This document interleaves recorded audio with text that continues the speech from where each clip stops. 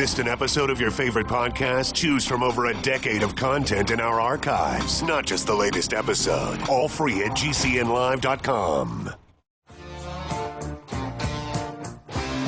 This is your call to action. Get prepared, America. Economy, survival, energy, disasters. This is USAPrepares.com. Informative radio, educational radio. Interact now by emailing instructor@usaprepares.com or text at 434-390-7953. Class, please take your seats. Now, your instructor, Vincent Finelli. Everyone all set, cocked, and locked? Here we go. Your dial set correctly to USA Prepares. Thank you for being in class with us today. We're not going to be taking calls. Captain John Ragan is with us, and he has a full schedule of items to talk about. It's tips, tricks, things that you might not know about, because I've got to tell you, I've known Captain John Ragan on the radio. We've been together for over 8 years. And every time I see him in person or on the radio, he has an unusual perspective, and it is riveting, it is accurate, it's enlightening, and I suggest that you don't turn your dial, because you're going to learn some things that you might not have thought about. And these are certainly things that the GDP has no idea about. Welcome, Captain John Ragan. Good morning, Vincent. Hey, good morning. So, Captain John, just to start out, let me just say this. Our son and I went to an automotive chain store. We do business with AutoZone. And AutoZone's pretty good to us. We had to work with them to get them to lower our prices, and they lowered their prices for us all the time. And we have a commercial account with them, and they lower the prices even lower than that, because sometimes the commercial prices aren't as good as they should be. That being said, we wanted to buy some grease for our equipment for hay, and we have plenty of grease, but we thought, let's get some more, because the supply chain may fail. And the grease I like the best is in red tubes. It's a red tube. It's a 14-ounce tube. It used to be 14.1 ounces, but it's been improved, so now it's less in there. And this grease is a synthetic grease. It's a high-temperature grease. It can be used for pretty much everything. You can use it for wheel bearings on vehicles. You can use it for machinery. You can use it for tractors and steering and pretty much everything you can think of. So we decided to get some, and we negotiated the price. Normally it's about $4 a tube. They decided that for some reason they'd sell it to us for $2.09 a tube. And I thought, wow, let's get some. So they said, how many would you like? And I said, well, how about 4 cases of 12? So it'd be 48. 48 tubes of grease. Now, when you go to those big box auto stores, you think that they've got plenty of stock. We wiped out at least 5 stores worth of grease when we ordered. They had to go find it. They had to make phone calls to get grease. No kidding. Then they had a sale on 5-gallon buckets of diesel engine oil, 15W40. And I thought, well, we ought to get maybe, 6, 7, 10. Let's get 10. 50 gallons. We couldn't get it. It was unavailable. So we got 2. Am I exaggerating? Absolutely not. They had to find 2. And that's all they could find. It was on closeout. That's all they could find. So what I'm saying is, what you're about to hear from Captain John Ragan, we've already experienced it. And that was before it got bad. Captain John, welcome. There's just so much going on. And, if you have joined us at the financialstateoftheunion.com, I've put the show notes up there for today. And I don't talk about weather a whole heck of a lot. But we were blown away here in Dallas, literally, on Sunday. In Texas, it's not unusual to have severe thunderstorms come through. We get severe thunderstorm warnings fairly regularly, sometimes in association with that. You also get the tornado watches and warnings. There were no such warnings because what was coming through on Sunday was basically a normal thunderstorm setup. And I was actually going to go out and pick up a few things from the store, which I put off, fortunately. And between about 1 and 2 o'clock, the storms hit, and Dallas County got the brunt of it, and I'll cover some power outage numbers in a couple of articles here that shows just how bad it was. The first thing you know that you got problem is you see horizontal rain. The first time I really saw that up close and personal was when I had a trip to the Azores back when I was in the Air Force, around 1980, 81 time frame. And the winds out there were phenomenal. In fact, it's basically sustained 70-mile-an-hour winds in the area, somewhere in excess of 80 miles an hour. And for reference, hurricane force winds begin at 74 miles an hour. Now, this was not a tropical system, nor was there, if I say, any tornadoes associated with this storm. It was all straight line winds. But when you have that strong a wind, especially for that amount of time, a lot of things happen. And I would imagine a lot of you saw the news article where a crane fell into an apartment building near downtown Dallas, and that killed one person, injured a few. And what you may not have heard afterwards is now more than 500 people that used to live in that apartment building are having to find another place to live. And I have to give kudos to the management company of that complex because they are really bending over backwards, providing money and services to these people. And if that wasn't bad enough, the associated parking garage was also hit by the crane. Parts of that went down along with the cars that were parked there. And to make matters even worse is even if your car wasn't affected, you could not get your car out of the garage now. So, when you're experiencing a thunderstorm like that, probably the last thing you're thinking is, protecting yourself from a falling crane. But indeed, that is the worst thing that happened in Dallas on Sunday. It was interesting. There was one of the residents there that was interviewed, and he said he had a go bag, but that was in his car, and he couldn't get to his car. So even if you are at least somewhat prepared, you until the event happens, you don't know how prepared you are for that event. And the articles I have posted here, the first 4 are about what happened here in Dallas.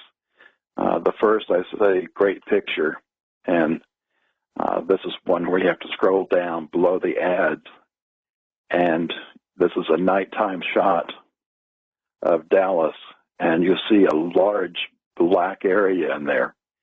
It kind of reminds you, if you've ever seen the nighttime shots of Asia, and you see all the lights of the tremendous population they have in that area.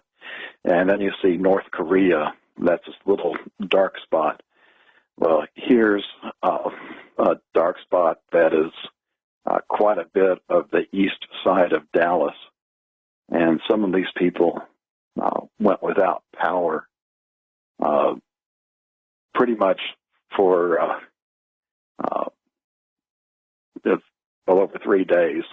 Some of the power didn't get restored until Wednesday, and there were still some stragglers after that. At the height, there were over 300,000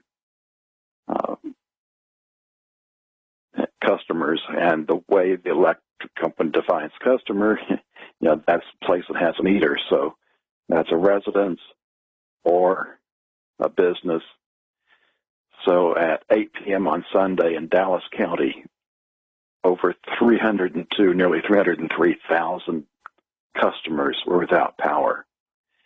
Now, if you consider at least 2 people for each one of that, that's over 600,000 people sitting there without power. The population of Dallas County is 2.6 million people, so roughly a quarter of Dallas County was without power on Sunday evening.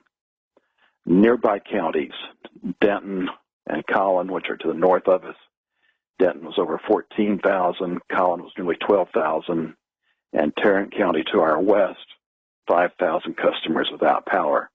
So you can see by far the worst damage was here in Dallas. And it was Monday or Tuesday, there is a report, the city of Dallas, which is mostly contained in Dallas County, plus there's other suburbs. But the city of Dallas was reporting over 40% of the traffic lights being inoperative. You can imagine what that was like trying to travel. In fact, just trying to make a trip to the store here and back, which is only about a mile away. No matter which way I chose, there was one intersection that I had to come to that traffic lights were not working. And unfortunately, people don't know how to handle a 4-way stop anymore. So that was extremely fun. And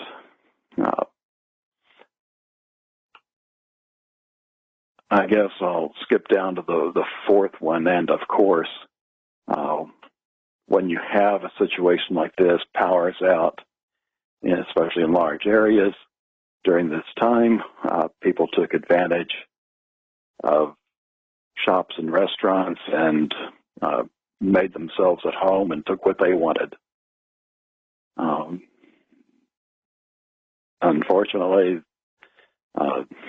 whenever you have a disaster like this, that type of element comes out. When we've seen on the news hurricane areas, typically those tend to be evacuated, so they're policed a little differently. When you've got this type of storm, it's kind of hard to police that large an area when people are still having to reside in often in these homes without power. Even had a kind of a sad story where a woman on Social Security had just purchased her food for the month, and now all of that is sitting spoiled in her refrigerator. And there's more when we come back. Captain John Regan's with us. The website, if you'd like to follow along with us, thefinancialstateoftheunion.com. Thefinancialstateoftheunion.com. We'll be right back.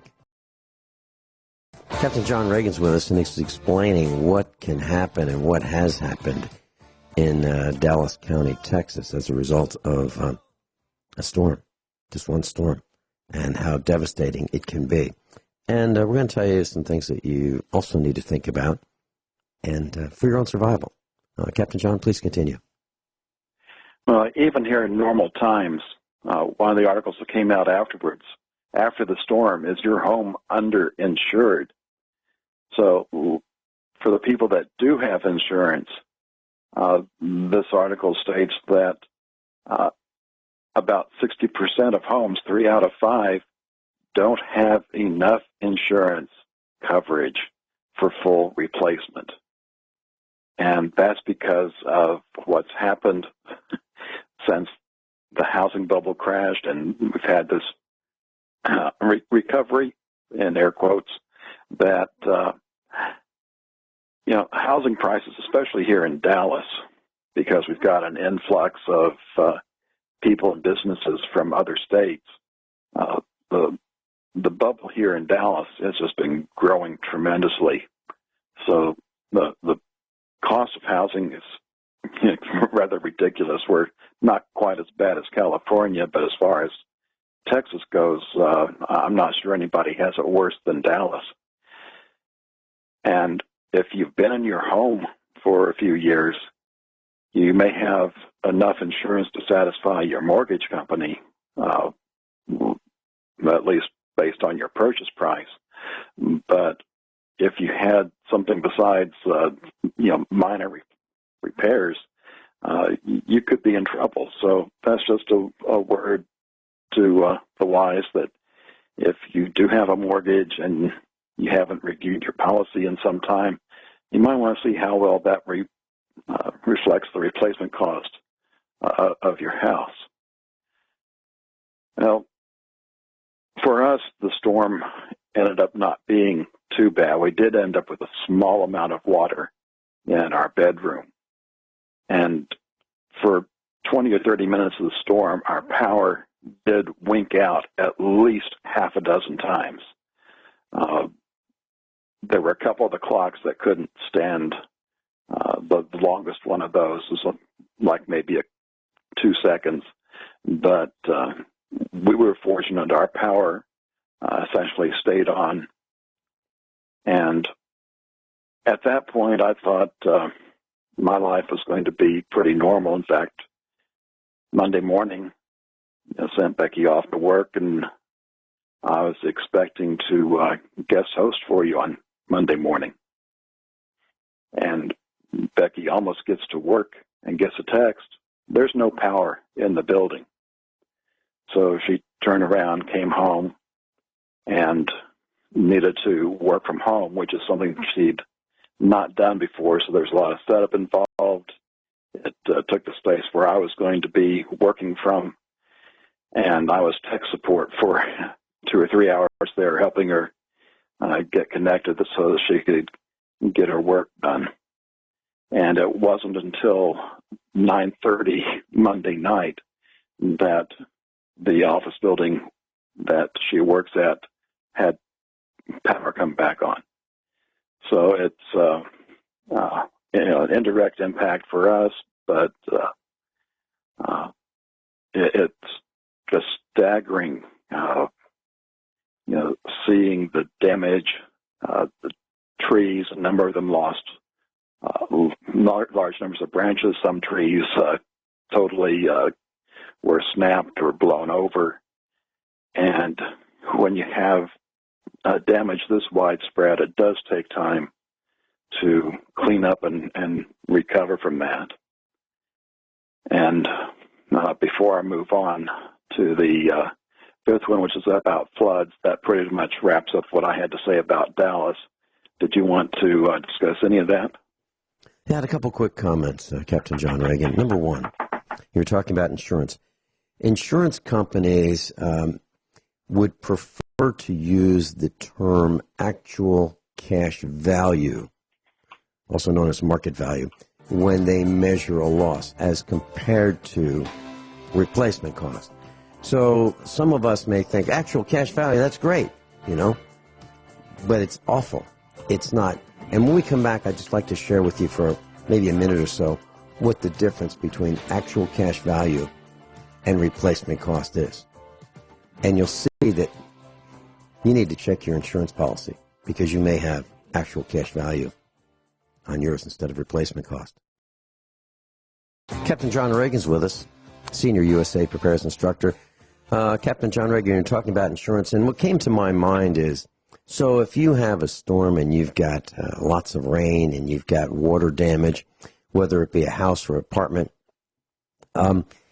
if you're insured, there are two types of valuations for what do we do about the damage and the loss. Well, actual cash value is known as market value, and that's what most insurance companies would prefer to use when reimbursing policyholders for their losses. And Actual cash value is the replacement cost minus depreciation. So, for example, let's say you have a mattress, and let's say your mattress is 10 years old, and you've got water damage, and you have a claim against your insurance policy, and they say, yeah, but you don't understand.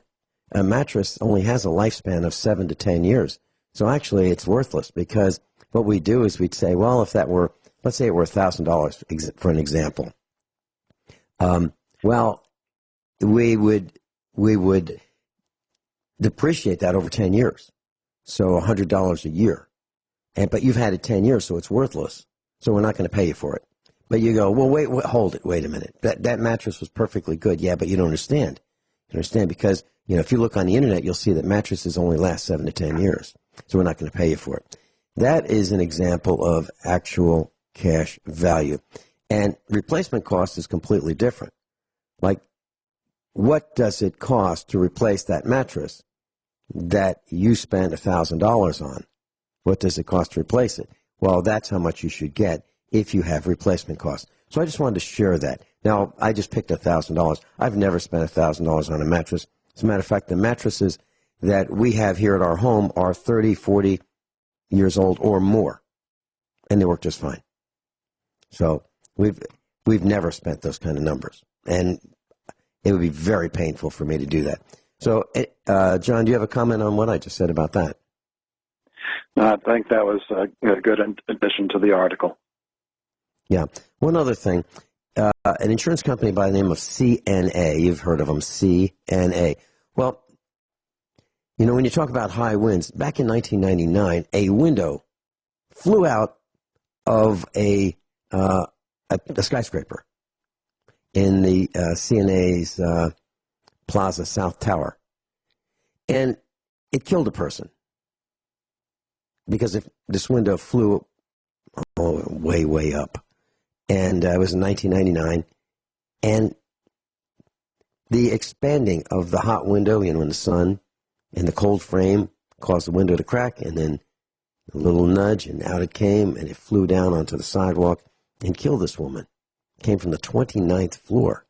So that's another thing you need to think about. So when you're looking at these storms, look up as well as look forward, backward, look all around you, because flying glass has been happening for years. This is not just a once in a millennium occurrence. It happens a lot. Glass breaks and it flies out of these skyscrapers. These skyscrapers actually sway in the wind. They're designed to sway. Otherwise, they'd fall over. They'd crack and fall over. So the constant swaying back and forth, the heating and cooling of the glass causes the glass to crack, and then out it comes. So I just wanted to share that. Do you remember any of those kind of stories, John, about glass flying out of buildings? Not very often, and most of the time it was in association with some kind of wind event. Mm-hmm. And that's what you were talking about. You were talking about a wind event, which just happened to Dallas County on Monday. And yes. And there were buildings that had a lot of windows to replace, too. Mm-hmm. Yeah.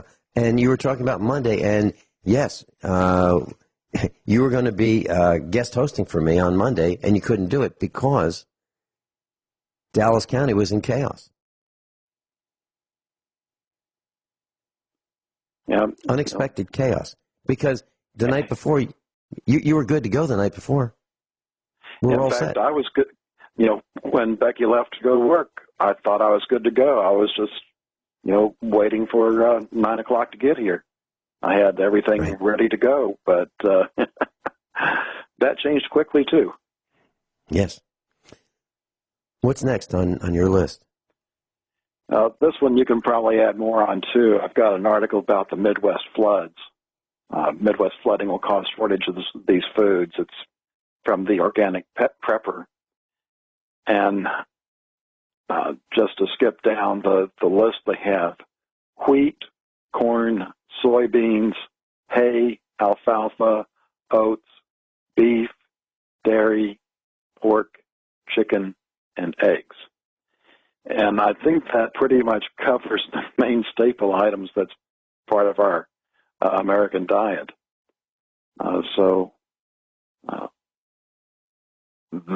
anytime you have a shortage, prices go up, and pork is going to get really, really interesting. I didn't include an article, but there's a disease going around that's especially hit China hard. And in fact, they've had to destroy more pigs there than what the United States produces in total. So it's very serious. There's no vaccination for this. There's no cure. And unless they find a way to get this under control, it could get very interesting if you like your bacon.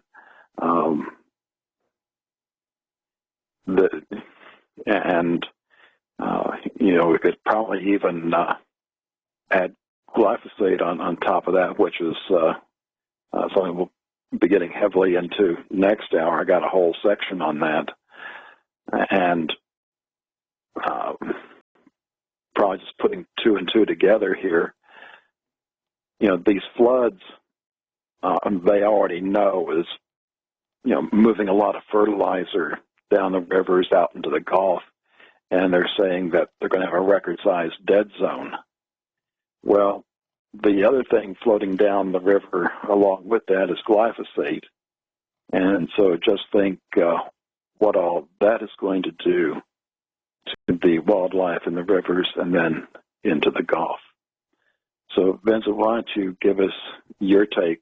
You're closer to the flooding than I am. Well, I can tell you what's happening here on our farm, for sure.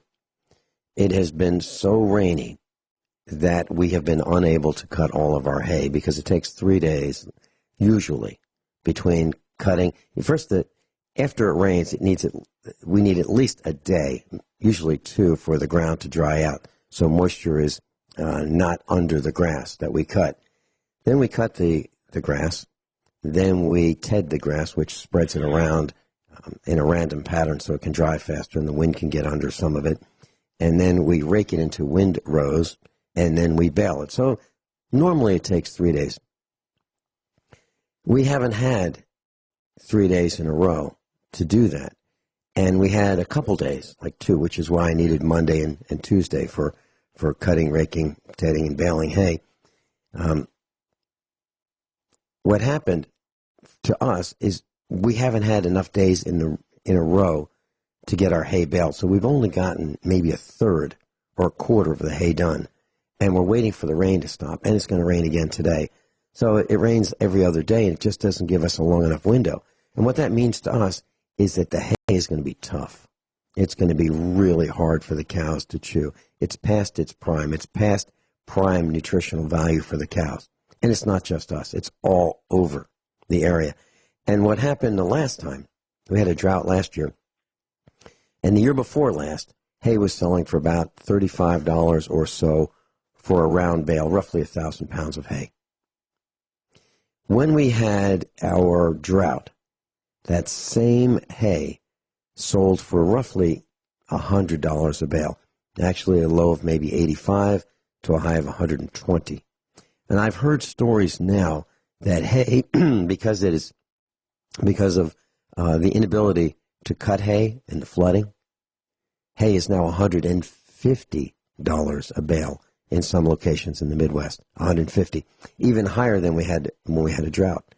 So what does that mean? That means horses and cows are going to be suffering. And where are they going to get their hay from? So it's a real problem. And that's aside from what you talked about, which is the corn and the other crops, that we would typically have for humans.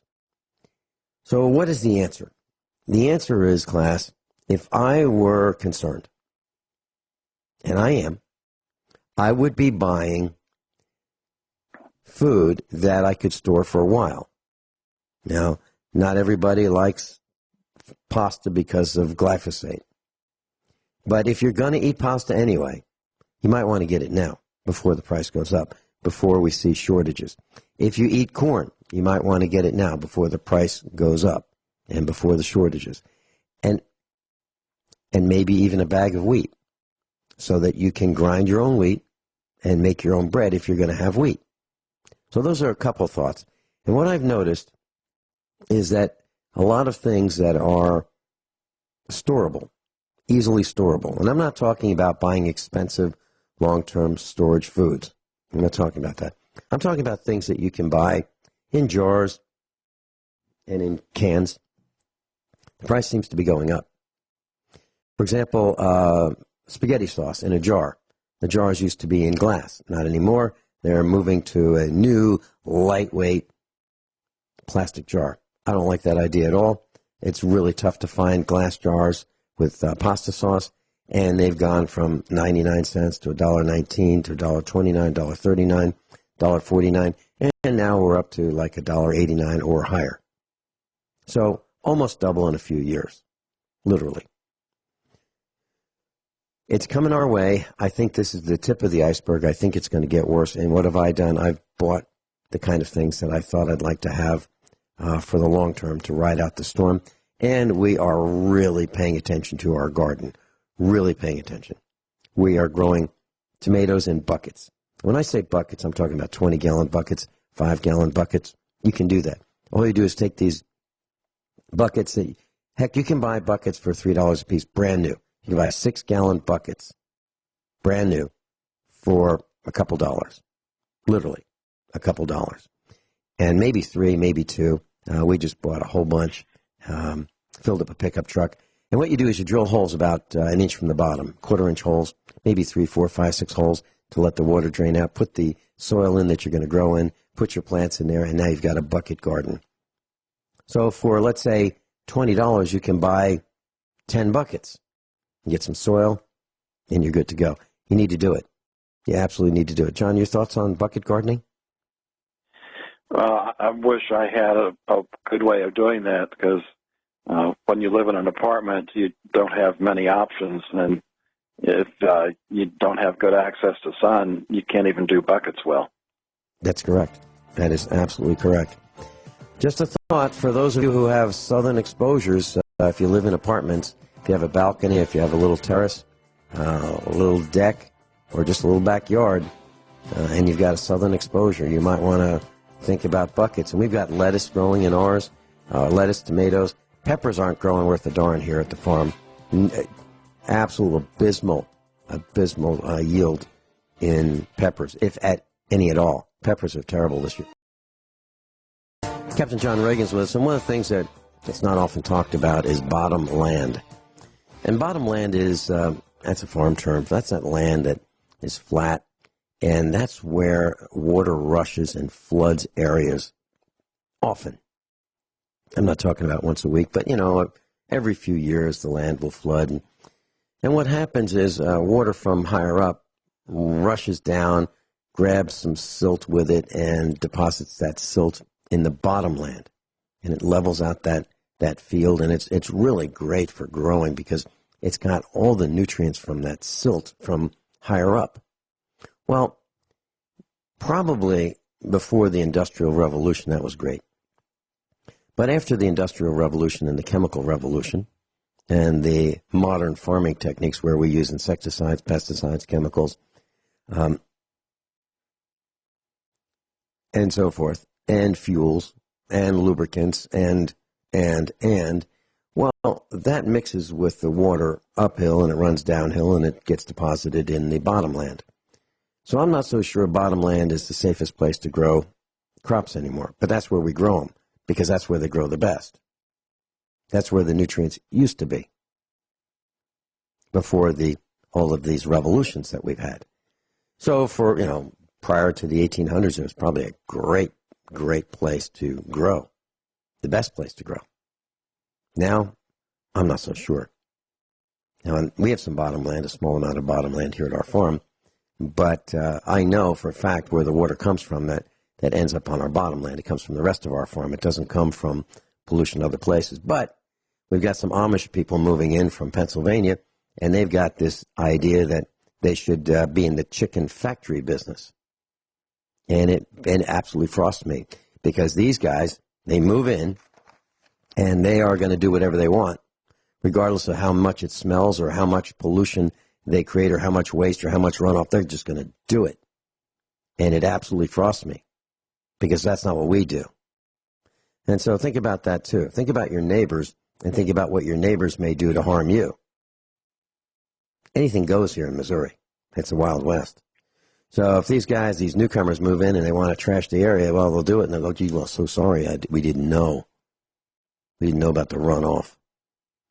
I heard about the Amish doing this a couple of days ago. I was sitting at the kitchen table and one of our neighbors said, they're going to, this is their plan. And I'll never help them. I'll never help them. Why? Why would I help somebody who wants to trash my farm or trash our farm for the new owners? Why would I want to help these people? Because they're greedy? Because they don't care about anybody else? See, that's the problem. Captain John Regan, that's the problem. People are so selfish. They don't want to think about the consequences of their actions. Do you agree with that? Yeah, you can experience that right on the roads here in Dallas. Yeah. What do you have that's next? Well, just to flesh this out a little bit, these price increases that you're going to see in food is technically more of a supply and demand issue versus inflation, but we're going to call it inflation just for sake of discussion. We're going to have these increased prices. It's really going to hurt people on fixed incomes, that is Social Security and pensions. Even people that aren't, with the debt levels, money is tight. Restaurants are going to have problems because they're not going to be able to raise their prices quick enough to match the costs that are coming in. And all of this is happening just in time for the next election cycle. So this could actually lead us to having a socialist in the White House for 2021. And in this case, there's not much that any politician can do, but Trump has been writing saying, the economy is great when we are getting ready to stare a recession in the face, and that's an article that I hope to get to next hour. And as I've been saying for years, this next recession is the one that we don't get up from. There is nothing left to recover with. Normally when you have to have a reset like this, it takes about 10 years for all of that excess debt to be flushed out of the system. Unfortunately, besides having record amount of debt, we also have record amount of promises that are coming due in the form of Social Security, public and private pensions, as well as Medicare. So it's getting ready to be a wild ride. Captain John Regan, I shared my thoughts about what I think we should do regarding food and the price increases. I believe it's a supply and demand issue, as you do, rather than inflation. But inflation is going to add to that. So I believe it's going to be much worse in terms of obtaining food. If you go to the supermarkets now, you'll see fewer choices, fewer depth in the shelves, fewer width in the shelves, fewer height in the shelves, more Chinese junk, trinkets rather than food in food stores. When we come back, could you just share with us for a few minutes? Everyone all set? Cocked, locked? Hour number 2 of USA Prepares. Captain John Regan is with us. Jason is engineering the broadcast in Minnesota at GCN. I'm Vincent Finelli. I just want to let you know that we also wanted to buy 12 tubs, not tubes, but tubs, of 16-ounce grease, Valvoline brand. It was on clearance. And we said, okay, let's get 12 of them. Well, they had to be accumulated from multiple stores. Multiple stores. I'm talking about a chain store that sells automotive products. Multiple stores had to combine their inventory to get us 12 16-ounce tubs of grease. And we also wanted to buy about 24 oil filters for different applications. Okay? They would fit different pieces of equipment, 24 of them. A name brand you would absolutely recognize. It took several days to accumulate them, and we wiped out the inventory of several stores, like 4 or 5 stores. because we wanted 24 oil filters. So I just want to tell you, these are the good days. And the supply chain is way thinner than you think it is. If you don't believe me, go to Aldi. Go to Aldi, the discount food store, and check out their aisles. And what you'll see is they are becoming a Chinese factory outlet with trinkets, non-food trinkets. Because what are they going to do with the space? Because they can't get enough inventory. We have heard that. We're not supposed to have heard that, but we've heard that they're having difficulty getting the items that they want to stock the shelves with. So my advice to you is do whatever you think is necessary in a situation where you have learned from us right here at USA Prepares that the supply chain is thin. Captain John Ragan, what's your advice and counsel in this current situation? Where don't we think things are going to get worse? Don't we think these are the best days? Tomorrow's going to be worse? It's going to be an event like we have never seen in human history. We've never experienced this much debt. We have never had this many promises. And, of course, the Democratic field is promising even more free stuff.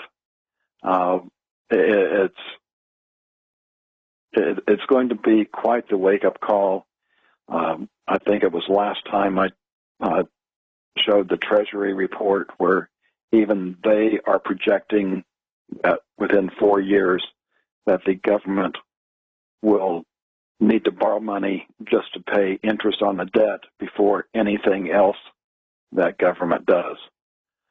And the sad part is that's probably not even what's going to cause the next recession. And I didn't include the article on this, but one of the major banks is saying that the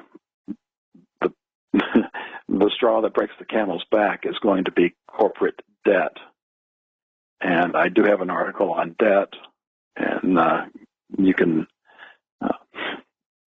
see where that's standing. It may not seem as bad compared to some of the other debt, but and I think I've talked about this before too, zombie corporations. I went ahead and looked that up over the break, and in March there was a CNN article, 13% of the world's companies are zombies. Now, these are companies that have been in business. They're established companies, not new companies. And this March report, which came out of Bank of America, Merrill Lynch, 13% of corporations in advanced economies did not make enough money to cover their interest payments. That is not good. You can only survive for a very limited amount of time that way, because the people you owe money to will demand payment, demand bankruptcy, or demand to take over the company. All kinds of interesting things can happen. And as we start seeing companies fail, and we probably won't see a lot of this, for 2 or 3 years, so it takes time for this to happen. And just watching Sears, which isn't even a critical company, what they've gone through and their decline, you'll see that with other companies as well. And we've generally talked about more of the retail product side of things. Well, there's a lot of services out there too. And some of these get embedded in lots of companies. You get these software as a service or platform as a service that sometimes even fairly good-sized companies use. And if that company providing that service goes out of business, and does so abruptly, especially, you can have highly disruptive events spread to a bunch of other companies that don't have a good backup way of providing that function within their company, which is vital to keeping their business going. and it may not be what the main product of that company is. It could just be the back office side of things. So we can't even imagine all of the events that are going to happen with this next so-called recession. I don't know if you want to comment at that part, or you want me to go on to other areas. I'd like to comment for a second. I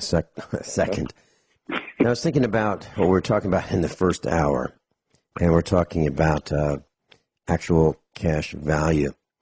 We bought a bed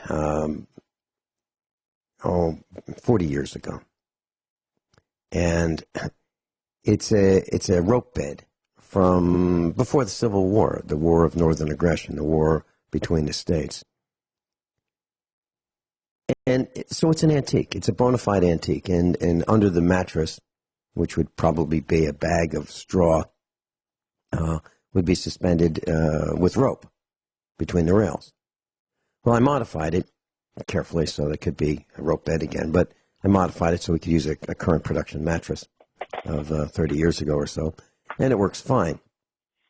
But that bed, if you wanted to buy it today, my mom refinished it, would probably be $400, $500, $600, $700.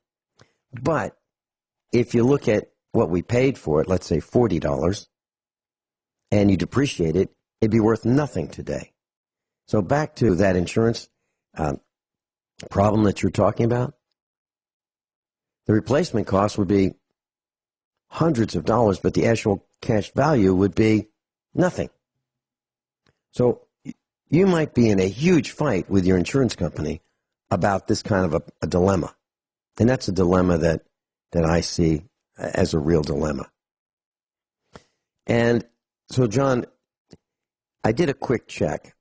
What is hay selling for? So it's junk hay. I mean, there's some bales that you can get in our area for $45.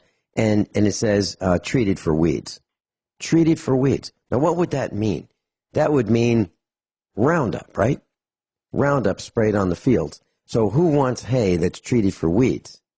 You can get that for $45. But if you want real hay, top quality hay, the kind that we grow, that is now being sold right this minute on Craigslist for $100 to $105 right now in the field. That means you pick it up. Now in the winter when there are shortages, we're easily looking at $150 for that same $100 and $105 hay. I just wanted to share that with the class. That's what's going to happen. Mark my words. That's what's going to happen. Hay is going to go way up. And that means that beef is going to go up. And anything else that eats hay is going to go up. And other grasses. And corn and wheat and rice and so forth because of the flooding and the nonstop rain. And I was hoping to be able to bale hay today. Nope, can't do it. It's going to rain. That means 3 more days of probably no baling hay. And the grass is getting worse and worse and worse. And it's past its prime. The nutrition is down. And I don't even know if the horses and cows can even chew this anymore. It's going to be tough. It's going to be all stems. Just wanted to share that. Let me continue with, since we're kind of into the financial areas, go ahead and do the financial and miscellaneous section. That's on my list for today. And up on first in financial deficit, up and away, U.S. government spending is now hit a record for the month of May, $208 billion, which is up from $147 billion recorded last May. Now, I typically don't look at budget deficits because budget deficits don't matter. It's the amount of debt. However, starting in March, we are now back under a debt ceiling and no new debt is being issued, which is another one of those wonderful events we get to look to upcoming this fall, when there will be a great fight between the Democratically controlled House, the Republican-controlled Senate, and the President over how they're going to raise the debt ceiling and the associated legislation they're going to try and throw in with that as well, because they have no choice. They have to raise the debt until things crash, because if they didn't, everything would come to a screeching halt. I've reported before there's another Treasury link that shows debt to the penny, but that right now is useless. This article has a link to the monthly Treasury reports, specifically, in this case, the one for May. So if you are interested in at least keeping track of budget deficits, which is the bulk of the addition in debt, this is the place to come. We're going to be a little bit surprised when we get the new ceiling as to exactly what the new debt level will be. I've also got a link, Recession Ahead, and there are a number of mainstream sources, banks, hedge funds, investment gurus that are now all saying within the next 12 to 24 months, and it probably won't even take that long, we're looking at a recession. This article has a number of charts that show where we are and how the economy's reacted in recessions past. And you see a lot of rhyming, so they say, and consider that we've now tied for the longest extension on record. Next month will be a record, and this expansion is getting old. Yeah. So the question, John, is for most people who are in debt, what do they do? What do they do if they're in debt? Would you care to comment on that when we come back? Captain John Regan, thefinancialstateoftheunion.com, if you'd like to follow along with us in class today. Captain John Regan, so for those in debt, what do we do? Well, I just love these short questions that truly deserve long answers, but basically the way to look at it, if we were going to experience a grid down situation, then that doesn't matter.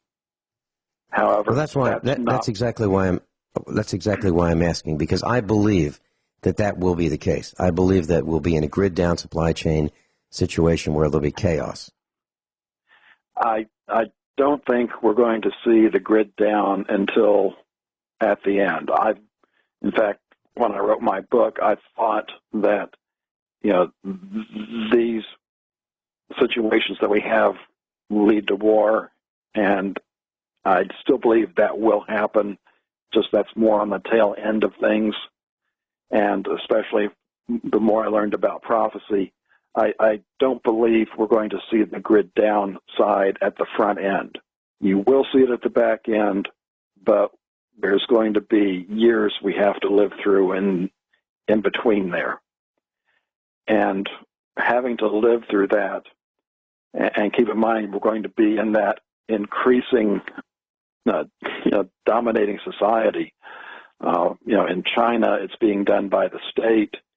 Here in the Western world and the United States, it's being done by corporations, where not only do you have your credit score, you have a social credit score, and that's part of what's being used to censor not just conservatives, but anybody that does not agree with the Ministry of Truth's position on things, which includes things like vaccinations. It's going to be more and more controlling of our lives, not just our pocketbooks, but the debt itself. If you can get out of debt, that would be ideal.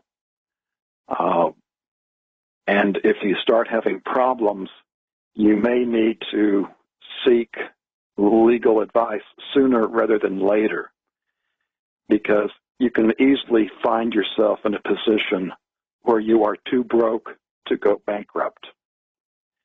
And that may sound funny to people that haven't been there, but unless you have the money to pay the attorney, you won't be able to do your bankruptcy.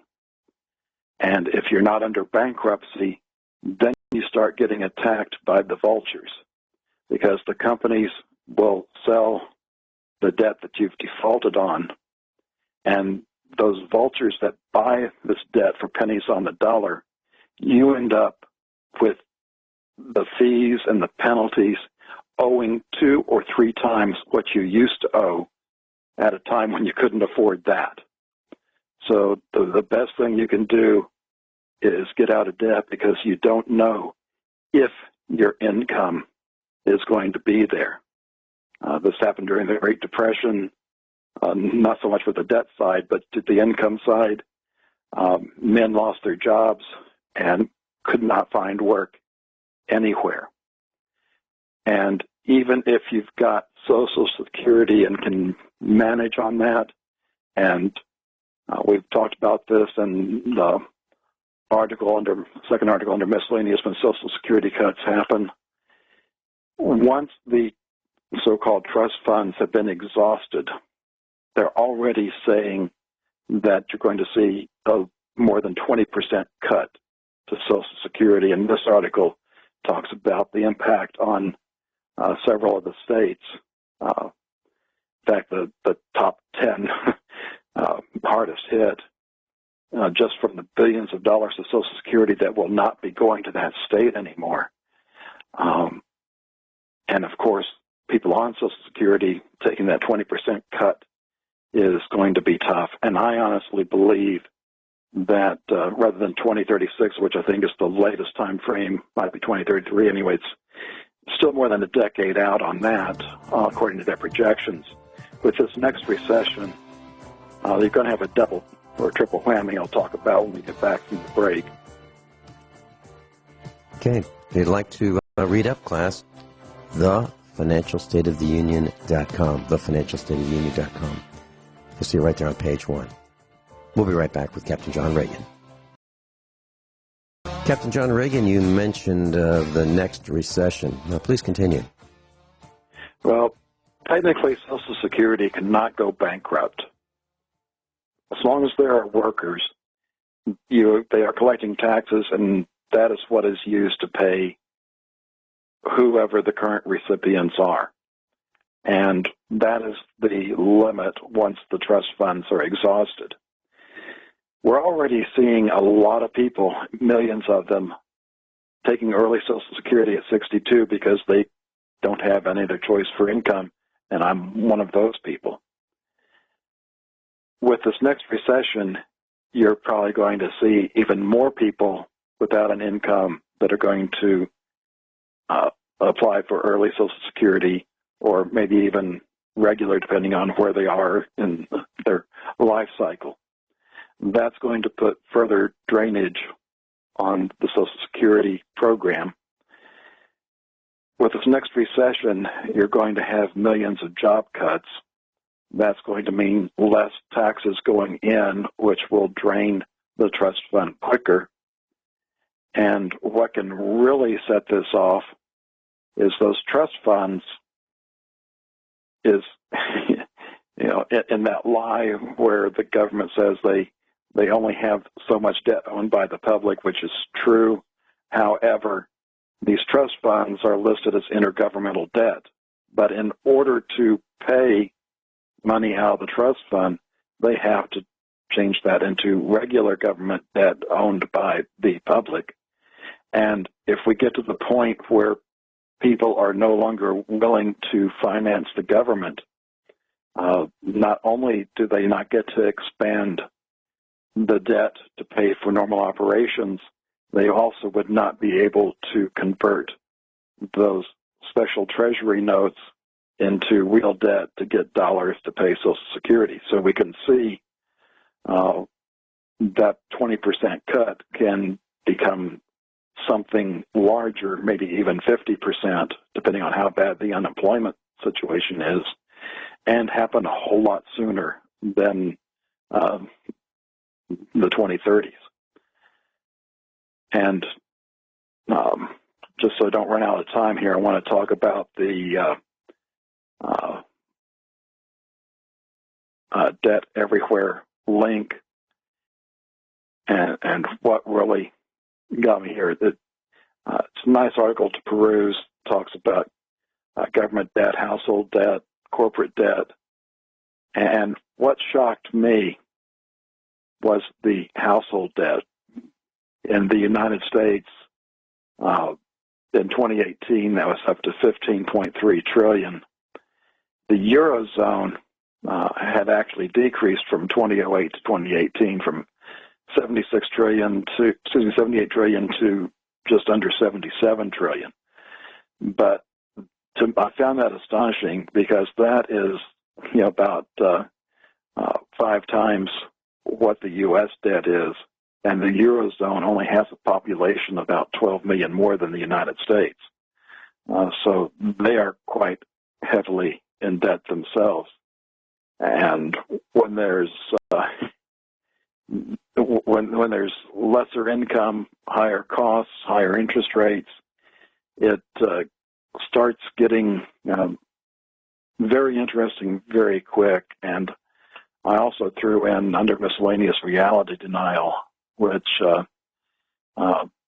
we see a lot of that as, and unfortunately it's not just on what we consider the left, with they're refusing to see the results of what they've done. But this comes from the Encyclopedia of Mental Disorders, and denial is when you like I said, deny reality and regardless of all the evidence. And this is real evidence, not fake evidence like climate science saying, human-generated carbon dioxide is the reason we've got global warming. But, it's a shame we can't use this to have a test for people running for Congress or teaching our children that if they suffer from reality denial, they don't get to have that position. So I'll stop at this point, let you comment, and we'll probably be spending the rest of the show on glyphosate. John Regan, when I was growing up, I was probably around 10 years old. My dad took me to the bank, the local bank in our hamlet, lived in a small town. And he opened a savings account for me, introduced me to the branch manager of the bank, and taught me how to save money. So when I cut lawns, I would get $1 here, $1 there, $4. And when we went past the bank, I would deposit it, and I could watch that passbook. I literally had a paper passbook, and I could watch the numbers get bigger and bigger and bigger. And my dad told me that the plan is he would start it for me, and he put $5 in it, and then the rest was up to me. And he would encourage me from time to time to make deposits. And then he said, now, when you have enough money, then you can buy, those things that you want to buy because you've saved the money to do that. And so that's been instilled in me from 10 years old. And that's the way I operate. I don't look at new cars, and say, wow, there's a really nice truck. It's got lots of features, and for only $60,000, $70,000, $80,000, I could get one, but for only $800 a month, I could have this really nice new tool. It doesn't occur to me to do that because I don't have the money for it. And first of all, I can't justify it.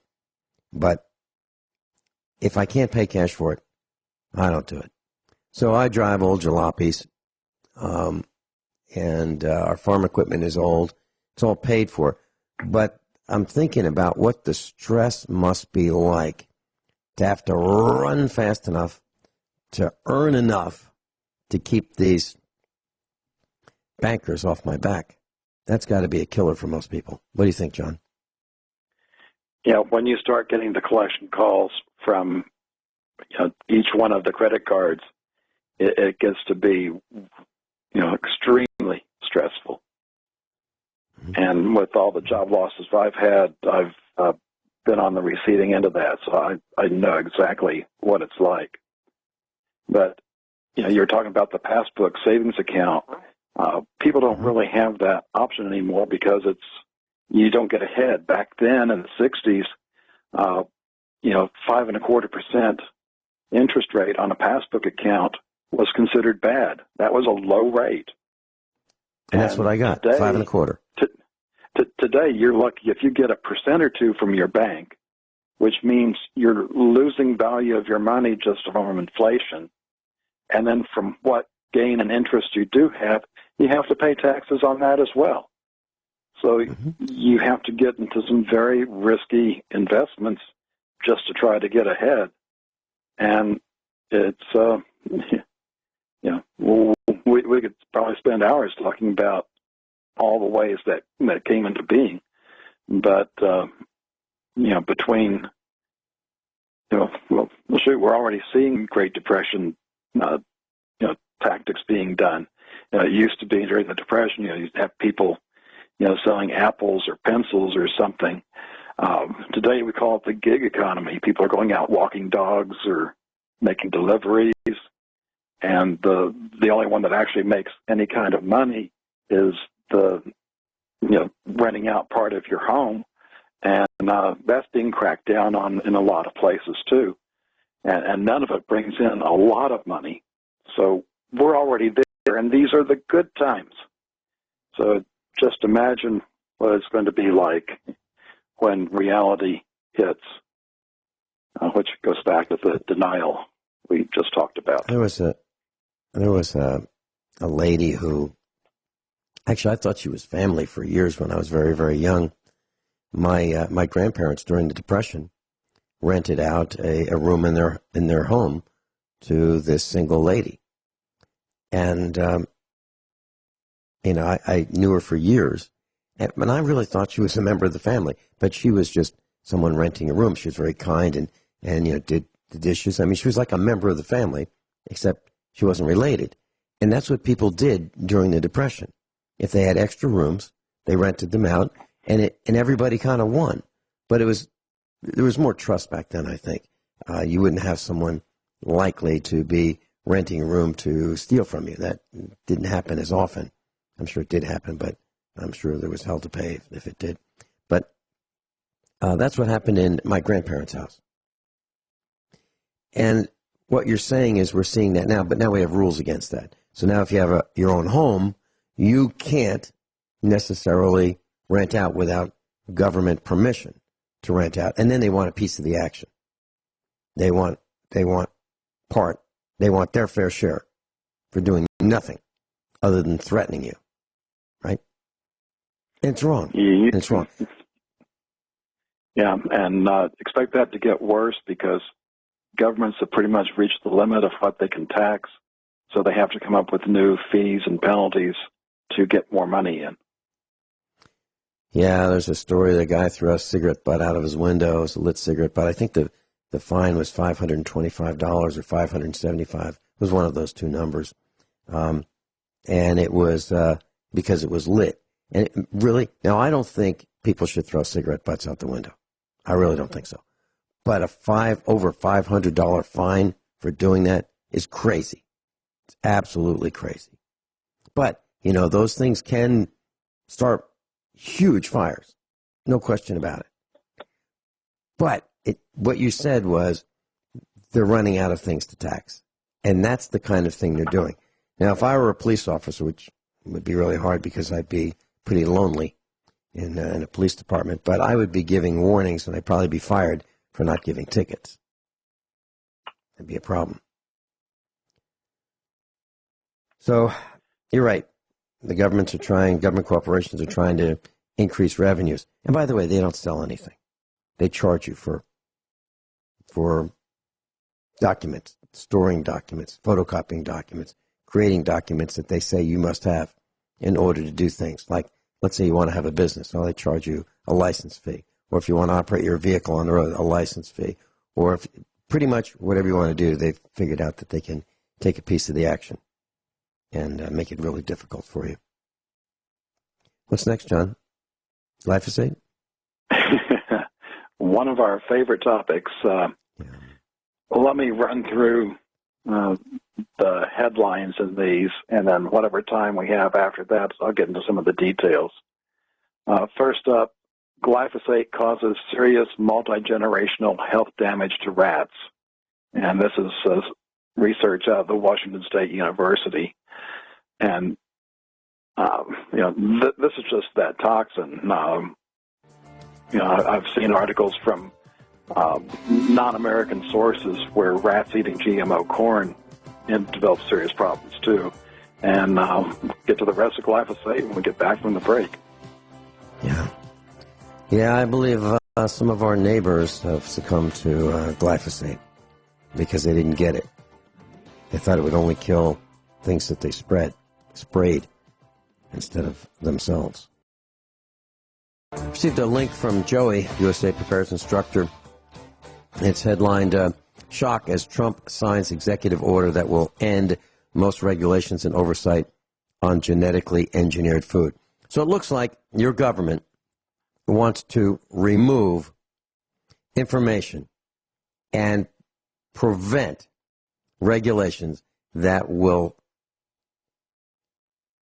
stop genetically modified foods from appearing on your table. So now, the United States is in a massive GMO experiment. Anything goes, according to Natural News. John Regan, you're talking about glyphosate. That's all part of this. Yeah. And the next article, glyphosate is causing fatty liver disease.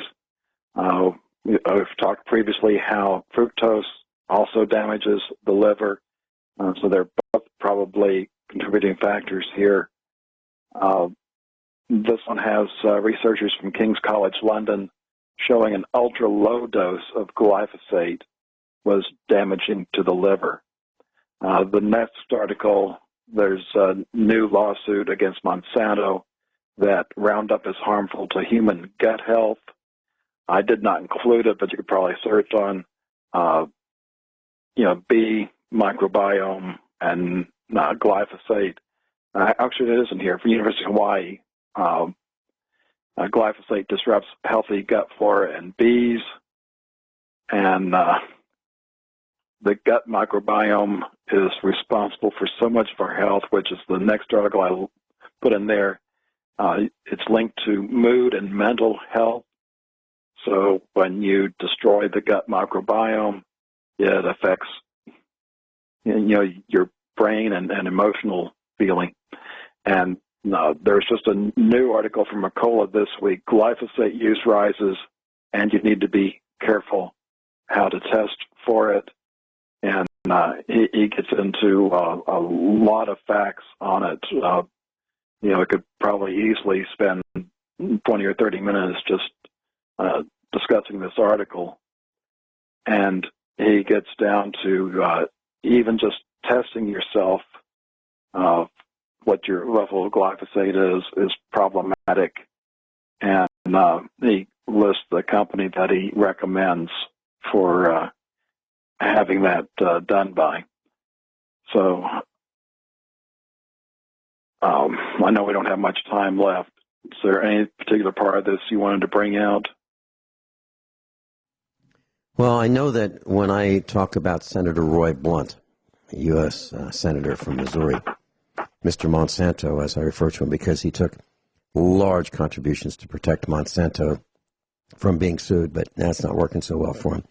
Whenever I mention his name in relation to Monsanto and glyphosate, the trolls come out of their government offices and attack me. It's unbelievable. They talk about what a great man he is and how honorable he is. And here's a guy who sold out the entire planet with glyphosate. So I just want to let you know that there is a link between the trolls, what we say, and government employees.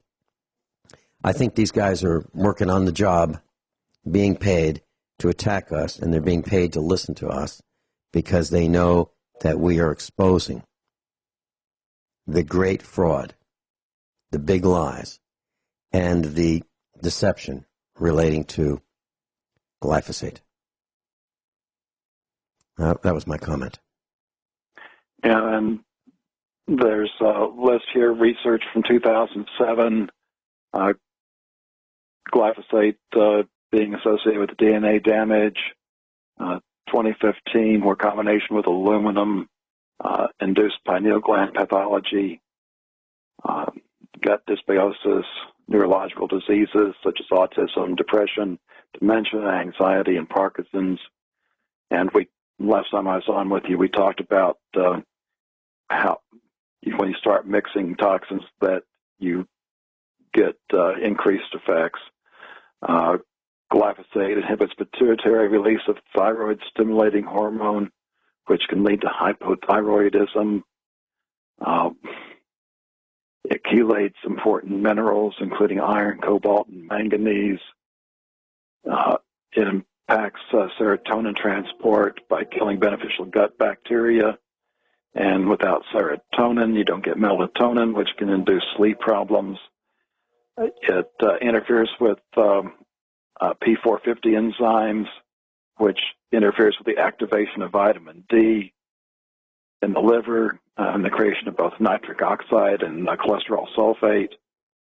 And, so even if you're properly supplementing your vitamin D level, glyphosate can keep you from activating it. This list goes on and on and on.